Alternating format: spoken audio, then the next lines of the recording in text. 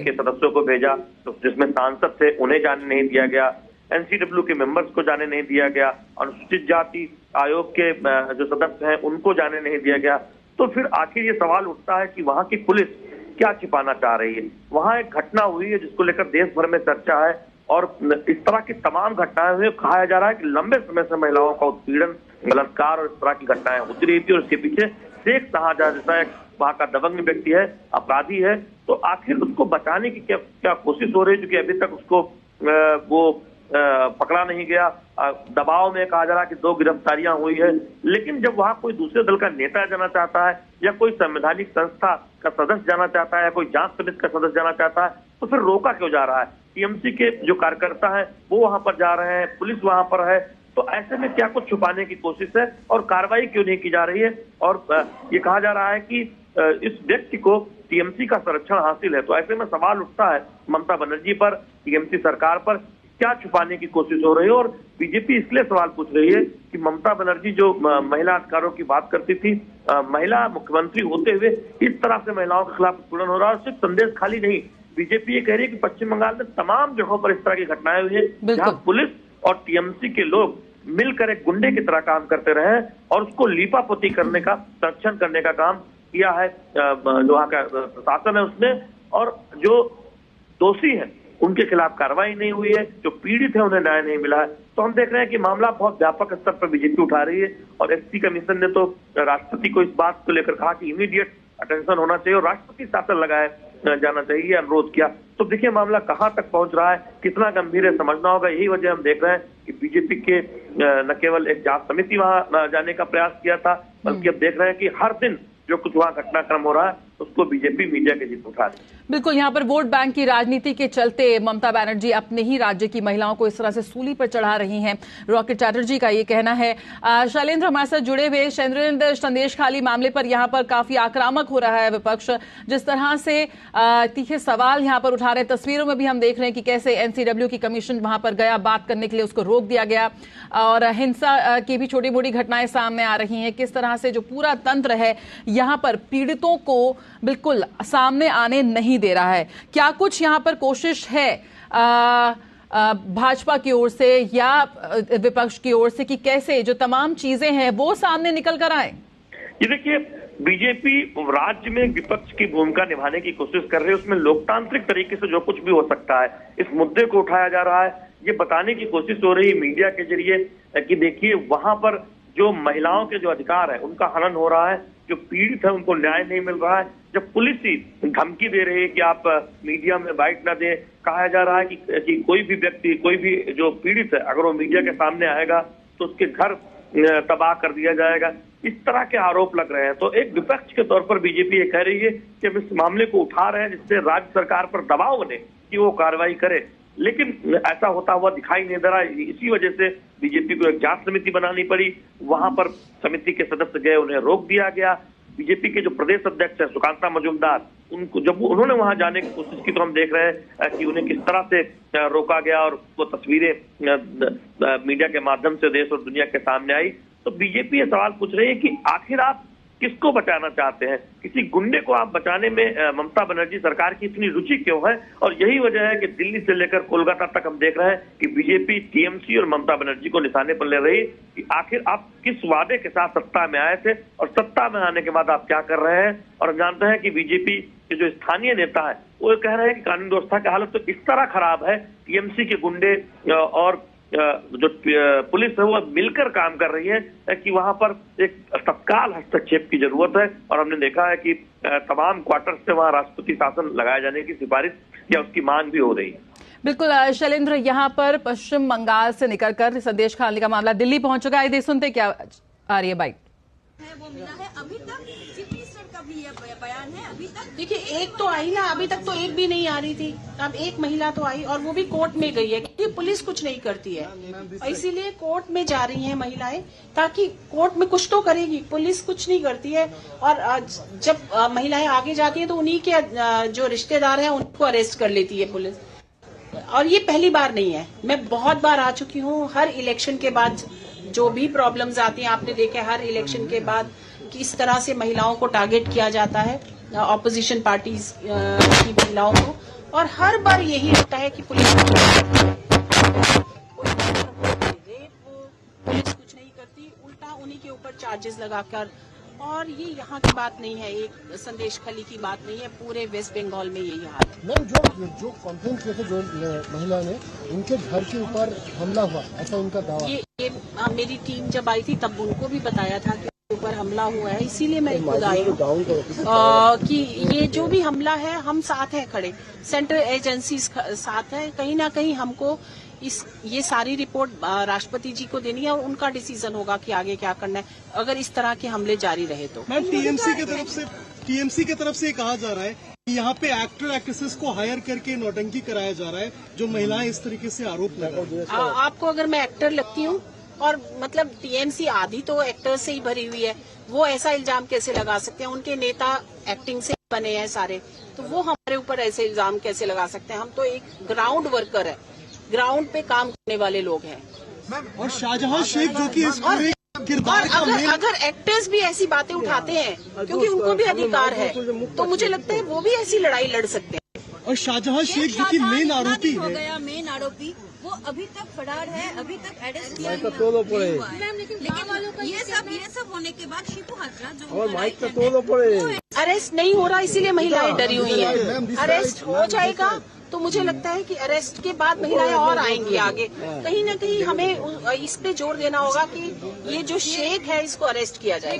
मुझे काम करने दें, उसके बाद राष्ट्रीय महिला आयोग की अध्यक्ष रेखा शर्मा को इस वक्त आप सुन रहे थे। संदेश खाली मामले पर वो वहां पर पीड़ित महिलाओं से बातचीत करने गई। किस तरह से महिलाओं को, जो पीड़ित महिलाएं हैं, उन्हें धमकाया जा रहा है और सामने नहीं आने दिया जा रहा, इस बारे में वो पत्रकारों से बात कर रही थी। प्रसन्नजीत बख्शी हमारे साथ इस वक्त जुड़ चुके हैं। प्रसन्नजीत, सबसे पहले आपसे यही जानना चाहेंगे कि इस वक्त संदेश खाली की क्या स्थिति है? यहां पर एनसीडब्ल्यू कमीशन वहां पे गया, उसको रोक दिया गया। जो भी इस वक्त पीड़ितों से मिलने की, उन्हें मदद पहुंचाने की कोशिश कर रहा है, उसे रोक दिया जा रहा है। क्या कुछ इस वक्त स्थिति बनी हुई है संदेश खाली की? देखिए जया, मैं दो बातें कहूंगा। एक तो है कि एनसीडब्ल्यू की चेयरपर्सन जब महिलाओं से बात करेंगे तब मीडिया को रोका गया है। बता दिया गया कि इस समय पे मीडिया साथ में नहीं रह पाएगा। अगर बाद में आके अगर उन्होंने प्रेस कॉन्फ्रेंस करना चाहती है तो वो प्रेस कॉन्फ्रेंस कर सकती है। तो एक एनसीडब्ल्यू जो एक कॉन्स्टिट्यूशनल ऑर्गेनाइजेशन है, उनकी चेयरपर्सन के साथ अगर इस तरह की सुलूक किया जाए तो आप समझ ही सकते हैं कि संदेश खाली में जो महिलाएं हैं उनकी हाल क्या है। इसके बारे में मैं आपको बता दूं, एक छोटी सी वीडियो की, थोड़ा सा बांग्ला वीडियो, उसके बारे में मैं जिक्र कर दूं कि वहां पे अंदर जो तृणमूल कांग्रेस की नेता नेत्री लोग गांव में रहते हैं, मतलब जो पंचायत की आधिकारिक है, जो तृणमूल के लोग हैं, जो जीत के आए हैं या आई है, ये सारे महिलाओं से मिलकर आपको अगर जमीन वापस दिलाया जाए तो आप क्या तृणमूल कांग्रेस को समर्थन करेंगे? आपको अगर आपका छीना हुआ जमीन का पैसा दिया जाए तो आप तृणमूल कांग्रेस का समर्थन करेंगे? जब तक हाँ नहीं बोल रहा है तो उसका वीडियो बनाया जा रहा है और तृणमूल कांग्रेस की तरफ से या हमारी किसी पत्रकारों की अपने खूबियों के कारण ये वीडियो बाहर आ चुके हैं और बांग्ला में है, और इसका हिंदी करके मैं आपको पूरे देश को समझाने की कोशिश कर रहा हूं कि इनका फायदा ये है कि ये सारे पंचायत समिति की सदस्यों या सदस्य या पंचायत जिला परिषद के लोग, ये सारे गांव के अंदर ही रहते हैं, तो इनको बाहर से जाना नहीं पड़ता है, इनको धारा 144 तोड़कर जाना नहीं पड़ता है, इनको पुलिस का जो रोक बाहर लगा हुआ है इसका कोई असर इनके ऊपर नहीं है। ये फोन पर बात करके कोलकाता से अपना नेता से, अपना पुलिस अधिकारियों से इंस्ट्रक्शन लेकर गांव गांव घूम रहे हैं, गांव घूम रही हैं ये सारे लोग, और इस तरह से लोगों को धमकाया जा रहा है पूरी ठंडी आवाज से कि हमारा लोगों की तरफ से अगर आपको मुआवजा दिया जाए। मुझे पता नहीं इस तरह से मुआवजा किसने दे सकता है, तृणमूल कांग्रेस दे सकता है या प्रदेश की सरकार दे सकता है? कौन दे सकता है ये मुआवजा? जो एक क्रिमिनल ने छीन लिया है, क्या तृणमूल ने छीन लिया है? अगर तृणमूल की नेताओं ने अगर मानने के लिए तैयार है कि जो जमीन छीना गया है वो तृणमूल ने छीना है तो तृणमूल की तरफ से दिया जाएगा। मतलब कुछ समझ में नहीं आ रहा है ये वीडियो आज सुबह मुझे देखने लेकिन यहाँ पर मामला जमीन कब्जाने का नहीं है, यहाँ पर मामला तो यौन शोषण का है। शेख शाहजहां आखिर कहाँ है? शेख जहां को गिरफ्तार क्यों नहीं किया जा रहा? एग्जैक्टली जया, मैं इस तरह से एक कहानी आपको बताया, मतलब इस तरह से मतलब महिलाओं को डराने का, धमकाने का एक तरीका है जिससे महिला कम से कम अपना जो मूलभूत आरोप, मतलब यौन शोषण का आरोप, उससे दूर हट जाए, वो दोबारा सामने लाने की कोशिश ना करे। प्रसन्नजीत, हम आपके साथ बातचीत जारी रखेंगे। हम इस वक्त हमारे साथ सुनीता दुग्गल जी जुड़ चुकी हैं, फोन लाइन पर सांसद हैं। सुनीता जी, आपका बहुत स्वागत है। आपसे जानना चाहेंगे इस वक्त इस पूरे मामले में, जहां पर लगातार ये खबर आ रही है कि सिर्फ संदेश खाली का मामला नहीं है, पूरे पश्चिम बंगाल में ही इस तरह का माहौल है। यौन उत्पीड़न के मामले को एक जमीन कब्जाने के मामले के साथ यहां पर मिलाकर उसे हल्का करने की कोशिश की जा रही है। सबसे पहले आपकी प्रतिक्रिया। देखिए, ऐसा है कि जो हमारे राष्ट्रीय अध्यक्ष माननीय जगत प्रकाश नड्डा जी ने 6 सदस्यीय एक टीम जो है बनाकर संदेश खाली में भेजने का काम किया था, तो मैं भी उसकी एक सदस्य हूँ। और उसमें हमने जो है वहां पर फिजिकली जाकर देखा कि किस तरह से जो है हमको भी जो है संदेश खाली तक नहीं जाने दिया गया और हमको रामपुर में ही रोक लिया गया। और हमने इतनी बार उनको ये कहा, पुलिस प्रशासन जो है वो भी वहां पर मुझे एकदम से जो है वो मूक बधिर नजर आई कि हमने उनसे ये कहा कि हम धारा 144 जो है उसका कोई वायलेशन नहीं कर रहे हैं। अगर धारा 144 के अंदर आप 4 लोगों को अलाउ करते हो, 5 लोगों को अलाउ करते हो, तो हम उसमें भी जाने को तैयार हैं। हमने इतना भी कहा कि हमारे साथ 2 महिला मंत्री थी कि अगर आप अलाउ करें तो हम केवल 2 महिला मंत्रियों को ही जाने के लिए कहेंगे। लेकिन उन लोगों ने बिल्कुल एक कदम भी हमें जो है वो रामपुर से आगे नहीं बढ़ाने दिया गया। और इसके साथ साथ उसी समय में जो है एक वीडियो कॉल जो है हमारे पास आई, जिसमें बहुत सी महिलाएं जो है वो उसमें रोते बिलखते हुए हमें नजर आई और उन्होंने ये कहा कि आप हमें इंसाफ दीजिए, हमें यहाँ पर जो है बहुत ज्यादा खतरा है। और शाहजहां शेख जो है वहां पर वो उन लोगों को किस तरह से अपने जो गुर्गे हैं, उनके गुंडे हैं, उनके साथ जो है मिलकर उनको परेशान करने का काम कर रहे हैं, लेकिन उनके साथ जो है कोई इंसाफ नहीं हो रहा है वहां पर। तो मुझे ये नजर आ रहा था, खासकर जो हमारी पूरी टीम ने वहां पर देखा कि वहां पर जो पुलिस प्रशासन है वो भी सरकार के साथ मिला हुआ है और सरकार जो है बिल्कुल वहां पर पंगु हो रखी है इस समय में, और कानून व्यवस्था जो है बिल्कुल ध्वस्त है, वो चरमराई हुई है।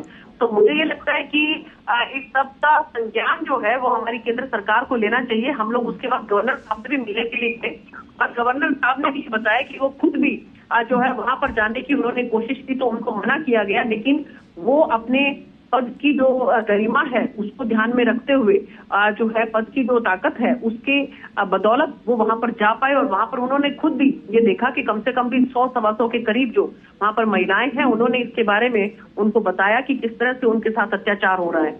तो मुझे लगता है कि इससे ज्यादा और अब क्या हो सकता है कि जब एक पूरी दल जो है वहां पर गया, जिसके अंदर 2 मंत्री हैं और 4 सांसद हैं राज्यसभा और लोकसभा के, और इसके साथ साथ गवर्नर। सुनीता जी, आपको यहाँ पर 1 मिनट रोकना चाहेंगे। यहाँ पे इस वक्त एक प्रेस वार्ता हो रही है भाजपा की, उसको सुन लेते हैं। পশ্চিমবঙ্গবাসীকে আশ্বস্ত করতে চাই এবং সেই আশ্বাসবাণী আমি আমার তরফ থেকে শুধু এমনি দিচ্ছি তাই নয়, আজ সকাল 11টা থেকে মাননীয় রেলমন্ত্রীর সাথে, যিনি बिल्कुल सुनीता जी हमारे साथ जुड़ी हुई हैं। सुनीता जी, आप वहां गई, आपको वहां जाने नहीं दिया गया, किस तरह का आपको लगता है इस वक्त वहां पर माहौल बना हुआ है? इतना भय से परिपूर्ण वो माहौल है, किस तरह से इस वक्त वो महिलाएं वहां पर जी रही हैं जिन तक किसी भी तरह की मदद पहुंचाने की कोई भी कोशिश यहां पर जो राज्य सरकार है या प्रशासन है वो विफल कर रहा है? क्या कुछ आपको उस वक्त वहां पर, अगर आप अपना आंखों देखा हाल इस वक्त हमें बताना चाहें? आप मुझसे पूछ रही हैं ना? जी बिल्कुल सुनीता जी। हाँ जी, देखिए, मैंने आपको जैसा पहले भी बताया है कि वहां पर हमें बिल्कुल ये नजर आ रहा है कि वहां पर बहुत ज्यादा भय व्याप्त है। और वहां पर जो है वो आप एक सांसद या मंत्री जो है वो भी अपने आप को सुरक्षित महसूस नहीं करते हैं, तो एक आम जनमानस के बारे में तो आप अंदाजा लगा सकते हैं। क्योंकि हम लोग जो है, हम लोग 6 लोगों का दल वहां पर गया था, लेकिन हमें भी जो है वो एक कदम भी आगे नहीं जाने दिया गया। और जो मैंने आपको जैसा बताया कि जो वीडियो कॉल के माध्यम से वहां पर महिलाओं ने जब ये कहा कि वहां पर वो बहुत परेशान है, बहुत दुखी हैं और बहुत अत्याचार उनके ऊपर हो रहा है और आप हमारी मदद कीजिए, तो आप ये देखिए कि उसके थोड़ी सी देर के बाद ये पता लगा कि उन महिलाओं को वहां की लोकल पुलिस ने जो है वो बहुत मारा पीटा है कि आप लोग जो है इस तरह से वीडियो कॉल करके अपने बारे में क्यों बता रही हैं। तो मुझे लगता है कि वहां पर जो है बहुत सख्त जरूरत है। और खुद गवर्नर साहब महामहिम जो है उन्होंने भी कम से कम भी 100-125 महिलाएं जो है उन्होंने बताया, हम लोग जब महामहिम से मिलने गए कि वहां पर उन महिलाओं ने अपने बारे में जब अपनी व्यथा कथा उनको बताई तो उन्होंने भी इस चीज का संज्ञान लिया और उन्होंने अपनी रिपोर्ट जो है वो अपने विधानसभा के अंदर भी जो उन्होंने रखी है माननीय मुख्यमंत्री जी के सामने। और इसके साथ साथ हम लोगों की भी ये कोशिश रहेगी कि हम लोग जो है वो कोर्ट में जाकर वहां से परमिशन लेकर आए और परमिशन लेकर हम जो है वो संदेश खाली के अंदर जरूर जाएं, क्योंकि हम नहीं चाहते कि जिस तरह से हमारे माननीय प्रधानमंत्री जो है वो महिलाओं को हमेशा जो है वो एक सहारा देते हैं, हमेशा उनको हर तरह से आगे रखते हैं, तो हम नहीं चाहते कि हमारी पार्टी जो है या कि हमारी केंद्र की जो सरकार है वो किसी भी तरह से कोई भी यहाँ पर कोई भी हम we don't want to unturn any stone, हम किसी भी जो है स्थिति में वहां पर जाना चाहेंगे और वहां पर हम हाई कोर्ट से जो है परमिशन लेकर और वहां पर संदेश खाली में जरूर जाएंगे। बिल्कुल बिल्कुल, बेहद दुर्भाग्यपूर्ण जिस तरह से बात सुनीता दुग्गल जी बता रही हैं कि पुलिस जो है जो रक्षक है वो भी किस तरह से इस पूरे मामले को लेकर बेहद उदासीन उनका रवैया सामने आ रहा है। सुनीता दुग्गल जी, यहाँ पर जो डीजीपी राजीव कुमार जी हैं वो कहते हैं कि अगर सबूत उपलब्ध होंगे तो अपराधियों को बख्शा नहीं जाएगा, जांच करनी होगी और आप जो ये आरोप लगा रहे हैं वो जरा सबूत भी दें। किस तरह से आप देखती हैं कि यहाँ पर जो पुलिस है जिसको जांच करनी चाहिए वो जांच नहीं करते हुए जो पीड़ित हैं उनसे ही सबूत मांग रही है, उनसे ही कह रही है कि आप भैया जांच होगी या हम सबूत लाइए तो हम दोषियों को बख्शेंगे नहीं। कैसे में किस तरह की रवैया उनका सामने आ रहा है। यहाँ पर एनसीडब्ल्यू कमीशन को भी रोका जा रहा है, जो तमाम लोग वहां पहुंच रहे हैं उनको रोका जा रहा है। किसी तरह की कैसे कार्रवाई की जाए, क्या कुछ रास्ता आपको निकलकर सामने दिखाई देता है? देखिए, इतने बड़े पद पर अगर डीजीपी जो है वो खुद भी इस तरह की बात करते हैं तो ये बहुत ही हास्यास्पद है। आप लोगों को मालूम होगा कि जिस तरह से हमारे आईपीसी और सीआरपीसी के अंदर जो है अगर कोई महिला कहीं से भी एक जो है अगर इंटरनेट के माध्यम से अगर वहां से भी कोई 0 FIR करती है तो उसको भी दर्ज करने की जिम्मेवारी जो है पुलिस की बनती है। यहाँ पर इतनी सारी महिलाएं जो है वो चीख कर कह रही है कि उनके साथ जो है वो अन्याय हो रहा है, अत्याचार हो रहा है और उत्पीड़न हो रहा है, लेकिन फिर भी उनको सबूत चाहिए। मुझे लगता है कि ये भी दर्शाता है कि किस तरह से वहां पर कानून व्यवस्था जो है वो ध्वस्त हो चुकी है और सबके सब अधिकारी जो हैं वो सरकार से मिले हुए हैं। बल्कि मुझे तो ये लगता है कि सरकार की शय पे ही ये सब कुछ हो रहा है और एक महिला मुख्यमंत्री होने के नाम पर उनको ये मुझे लगता है कि बहुत ज्यादा जो है एक तरह का हम ये देख सकते हैं कि ममता जिनका नाम है लेकिन वो बिल्कुल संवेदनहीन मुख्यमंत्री आज हो चुके हैं। कहीं से भी ममता जो है उनके अंदर नजर नहीं आती है। तो इसलिए हम सब जो है ये इस बात के लिए हम गुजारिश करेंगे कि यहाँ पर जो है राष्ट्रपति शासन लागू किया जाए।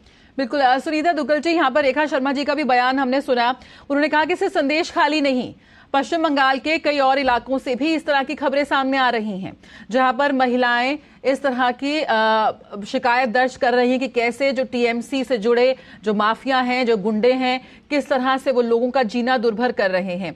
क्या आपको लगता है, आप पश्चिम बंगाल में वहां पे ग्राउंड जीरो पर मौजूद, आप वहां रही, फैक्ट फाइंडिंग टीम का हिस्सा रही, इस वक्त पूरे पश्चिम बंगाल में किस तरह की स्थिति आप देखते हैं? ये जो वोट बैंक की पॉलिटिक्स के चलते यहाँ पर एक आम आदमी के, आम नागरिकों के अधिकारों का जो हनन वहां पे साफ तौर पर निकल कर आ रहा है, किस तरह से कोशिश यहाँ पर की जा रही है केंद्रीय एजेंसियों के द्वारा कि उन तक मदद पहुंचे? देखिए, हमारी पूरी कोशिश रहेगी कि हम अपनी रिपोर्ट जो है वो हमारे आदरणीय राष्ट्रीय अध्यक्ष जगत प्रकाश नड्डा जी के साथ साथ जो है आदरणीय गृह मंत्री जी के भी हम जो पूरे संज्ञान के अंदर पूरी बात लेकर आएंगे ताकि केंद्र जो है वो वहां पर इंटरवीन करे और वहां पर जो जनता है, आम जनता है, उनको न्याय दिलाने का काम करे। क्योंकि जैसा कि हमने आपको बताया कि वहां पर सरकार जो है बिल्कुल पंगु हो चुकी है और सरकार के जो प्रशासन में जो अधिकारी हैं वो भी बिल्कुल सरकार की शय पर सभी काम कर रहे हैं और इसलिए जो है वहां पर आम जनमानस जो है, खासकर महिलाएं जो है उनकी मैं अगर बात करूं तो वो बहुत ज्यादा उत्पीड़न का शिकार हो रही हैं और ऐसे उसमें बहुत सख्त जरूरत है कि वहां पर केंद्र जो है वो अपना इंटरवेंशन करे। बिल्कुल, तो यहाँ पे बहुत जरूरी है इंटरवेंशन। यहाँ पर शीर्ष स्तर पर सुनीता दुग्गल जी, बहुत बहुत शुक्रिया हमसे बात करने के लिए और ये अहम जानकारी हमसे साझा करने के लिए। इस वक्त संदेश खाली में क्या है हालात, उसकी एक तस्वीर यहाँ पर उकेरने की कोशिश की सुनीता दुग्गल ने। हमारे संवाददाता प्रसन्नजीत बख्शी इस वक्त यहाँ हमारे साथ बने हुए हैं। प्रसन्नजीत, लगातार हम तस्वीरों में देख रहे हैं कि इस वक्त वहां पर क्या स्थिति है संदेश खाली में, जिसकी आंच अभी दिल्ली भी पहुंच चुकी है। सुप्रीम कोर्ट में भी ये मामला उठ रहा है। क्या कुछ पुलिस की कार्रवाई की इस वक्त हम उम्मीद कर सकते हैं? कल डीजीपी कह रहे थे कि हम जरूर जांच करेंगे, दोषियों को बख्शा नहीं जाएगा।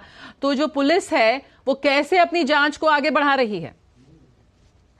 इसमें एक बात कहानी मैं पूरे देश को बताना चाहूंगा कि जो महिला धारा 164 के तहत मजिस्ट्रेट के सामने अपना शिकायत दर्ज कराया, वो महिला की वीडियो फुटेज इसी बंगाल पुलिस की, वेस्ट बंगाल पुलिस की सोशल मीडिया हैंडल में, जिसको एक्स हैंडल कहला जाता है, उसमें सबके लिए हाजिर है। उनके चेहरा साफ दिखाई दे रहा है। और ये जो डीजीपी जो आश्वासन दे रहे हैं, पीड़ित का चेहरा साफ दिखाई दे रहा है पश्चिम बंगाल के ट्विटर हैंडल पर, एकदम साफ दिखाई दे रहा है। और उनके साथ जो 2-1 पुलिस की कांस्टेबल वहां पे है, वो प्रॉम्प्ट कर रहे हैं कि आपको क्या कहना है कि मैंने 164 में मेरे ऊपर यौन उत्पीड़न की जो आरोप है वो दर्ज कराया। उसका चेहरा साफ दिख रहा है। इसके बाद इस पुलिस से आप क्या उम्मीद कर सकते हैं? इसके बाद हम जुडिशियरी से क्या उम्मीद कर सकते हैं? मुझे पता नहीं। मुझे बोलना, ये जब हमें पता चला तब उसके बाद जब हम छानबीन किया, वो ट्विटर की वीडियो हमारे सामने है। थोड़ी देर बाद मैं उनको हमारे लोगों की सामने, हमारे दर्शकों की सामने लाने की कोशिश करेंगे। और ये ट्विटर में इनका चेहरा पूरा दिखाई दे रहा है, विदाउट मास्किंग, विदाउट ब्लर। तो इसके बाद इस पुलिस से आप क्या उम्मीद कर सकती है? और इस पुलिस की जांच के बारे में, इस तृणमूल कांग्रेस सरकार की जांच के बारे में क्या सोच सकते हैं? ये आप मैं इसके बारे में और क्या बताऊं? बिल्कुल। तो यहां पर संदेश खाली, शेख शाहजहां आखिर कहां है? प्रसन्नजीत बख्शी, बहुत बहुत शुक्रिया इस जानकारी के साथ जुड़ने के लिए। तो संदेश खाली की स्थिति इस वक्त तस्वीरों में आप देख रहे हैं। यहां पर एनसीडब्ल्यू का कमीशन वहां पर जाता है, उसे रोक दिया जाता है। विभिन्न सेंट्रल एजेंसीज वहां पर जा रही हैं, उनको मदद देने के लिए उनको रोक दिया जा रहा है। धारा 144 वहां पर लागू है, लेकिन अंदरूनी तौर पर जो वहां पर गुंडे हैं टीएमसी के, वो वहां पर पहुंच रहे हैं और पीड़ितों को धमका रहे हैं। यहां पर जिस तरह से हमारे संवाददाता ने बताया कि जो पीड़ित जिसने की कोर्ट मजिस्ट्रेट के आगे आके अपना बयान दिया है, जिसके तर्ज पर उनके सिर्फ एक महिला बाहर निकल कर आई है और उसने अपना बयान दर्ज कराया है, जिस पर एफआईआर दर्ज हुई है और तमाम जो आरोपी हैं उनके नामजद हुए हैं। उन तमाम उस महिला का चेहरा भी उस ट्विटर हैंडल पे उन्होंने साफ तौर पर उसको दिखाया, जो कि सरासर गलत है। एक पीड़ित का चेहरा इस तरह से नहीं सार्वजनिक किया जा सकता। इस पूरे मामले पर अभी और भी ज्यादा विरोध प्रदर्शन की उम्मीद है। एक महिला सामने आई है और बहुत जल्द और भी महिलाएं सामने आएंगी, यही उम्मीद करते हैं। फिलहाल खबरों का सिलसिला डीडी न्यूज पर जारी रहेगा। मुझे दीजिए इजाजत, नमस्कार।